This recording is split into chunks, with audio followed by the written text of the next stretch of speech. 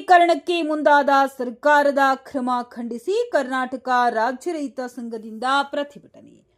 ಗಂಗಾವತಿ. ಕರ್ನಾಟಕದಲ್ಲಿ ರಾಜ್ಯ ಸರ್ಕಾರ ವಿದ್ಯುತ್ ಕ್ಷೇತ್ರವನ್ನು ಖಾಸಗೀಕರಣಗೊಳಿಸುವುದರ ಮೂಲಕ ರೈತರ ಹಾಗೂ ಸಣ್ಣ ಉದ್ಯಮಿಗಳ ಬದುಕಿಗೆ ಕೊಳ್ಳಿ ಇಡುವುದನ್ನು ಖಂಡಿಸಿ ಕರ್ನಾಟಕ ರಾಜ್ಯ ರೈತ ಸಂಘ ಹಾಗೂ ಹಸಿರು ಸೇನೆಯ ತಾಲೂಕು ಸಮಿತಿಯ ಸದಸ್ಯರುಗಳು ಗುರುವಾರದಂದು ಬೃಹತ್ ಪ್ರತಿಭಟನೆ ತಹಶೀಲ್ದಾರರ ಮೂಲಕ ರಾಜ್ಯ ಮುಖ್ಯಮಂತ್ರಿಗಳಿಗೆ ಹಾಗೂ ಇಂದಿನ ಸಚಿವರಿಗೆ ಮನವಿ ಪತ್ರವನ್ನ ಸಲ್ಲಿಸಿದರು.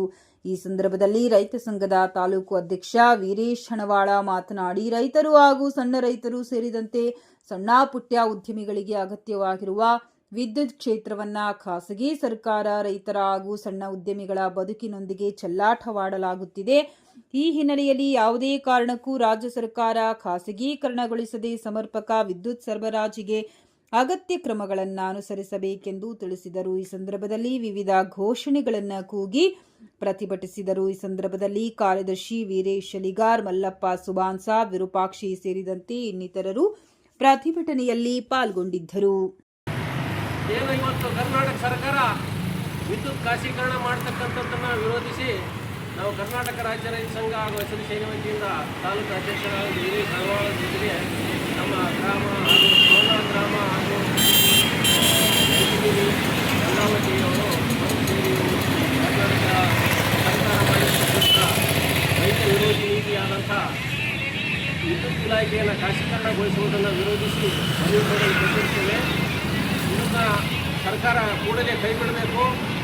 ಇದರಿಂದ ಬಹಳ ನಮಗೆ ತೊಂದರೆ ಆಗುವ ಕಾರಣವಿರುತ್ತದೆ. ಕಾರಣ ಏನಂದರೆ, ಒಂದು ವೇಳೆ ಖಾಸಗೀಕರಣ ಮಾಡಿದ್ದೇ ಆದರೆ ನಮ್ಮ ರೈತರಿಗೆ ಕೊಟ್ಟಕ್ಕಂಥ ಸೌಲಭ್ಯಗಳು ಸಿಗೋದಿಲ್ಲ. ಇದರಿಂದ ಬಡವರಿಗೆ, ರೈತ ವರ್ಗಕ್ಕೆ, ಕಾರ್ಮಿಕ ವರ್ಗಕ್ಕೆ ಭಾಳ ಅನ್ಯಾಯ ಆಗ್ತದೆ. ಆದ ಕಾರಣ ಇದನ್ನು ಕೂಡಲೇ ಸರ್ಕಾರ ಮನಗಂಡು ಇದನ್ನು ಕೈಬಿಟ್ಟು ಎಲ್ಲ ರೀತಿ ನಡತೆ ಇದೆ ಅನ್ನೋದನ್ನು ಇದನ್ನೇ ನಡೆಸಿಕೊಂಡು ಹೋಗ್ಬೇಕಂತೇಳಿ ಇಡೀ ಕರ್ನಾಟಕದಾದ್ಯಂತ ರಾಜ್ಯ ರೈತ ಸಂಘದಿಂದ ಮನವಿ ಕೊಡ್ತಾ ಇದ್ದೀವಿ.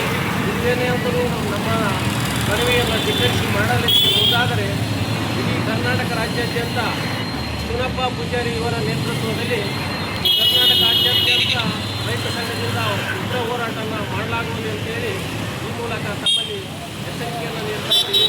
ಆದ ಕಾರಣ ಸರ್ಕಾರ ಈ ಕೂಡಲೇ ನಮ್ಮ ಮನವಿಯನ್ನು ಪರಿಶೀಲಿಸಿ ಈ ಕಾಯ್ದೆಯನ್ನು, ರೈತ ವಿರೋಧಿ ಕಾಯ್ದೆಯನ್ನು ಹಿಂತೆಗೆಯಬೇಕಂತೇಳಿ ಈ ಮೂಲಕ ತಮ್ಮಲ್ಲಿ ವಿನಂತಿ ಮಾಡಿಕೊಳ್ತಿದ್ದೀವಿ.